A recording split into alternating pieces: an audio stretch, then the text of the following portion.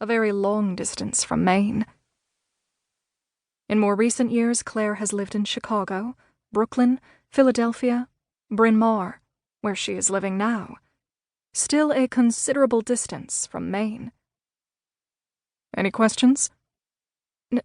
No. I hope I didn't upset you, Miss Seidel. Of course not. You have only torn a rent in the fabric of my life. Claire thanks the attorney. The conversation ends. She has been too distracted to ask Lucius Fisher what the bequest from Maud Donegal is, how much money or property, whatever. Now she is too embarrassed to call him back. He'd asked her for her address. He will be sending her a document via UPS that should arrive the following afternoon. Also, he will be including, at their request, the phone number of Donegal relatives in Cardiff. If Claire comes to Cardiff, they have expressed the hope that she will stay with them. Relatives. But these are strangers, and Claire can't imagine herself staying with strangers. She values her solitude, privacy. Her aloofness might be mistaken for shyness, her reticence for secrecy. She is not by nature a suspicious person, but she is certainly not naive, and so wonders if this sudden good news is to be trusted.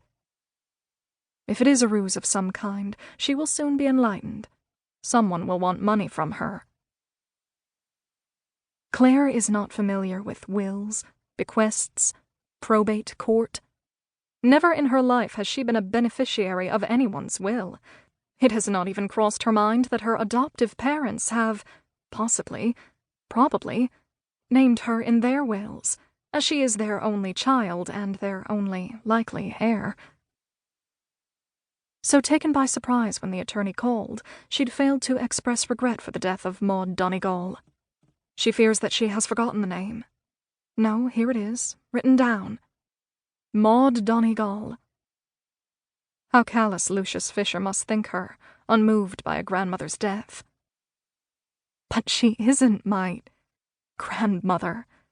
I have no grandmother. Claire's adoptive grandparents are no longer living, and when living, they had not figured much in her life.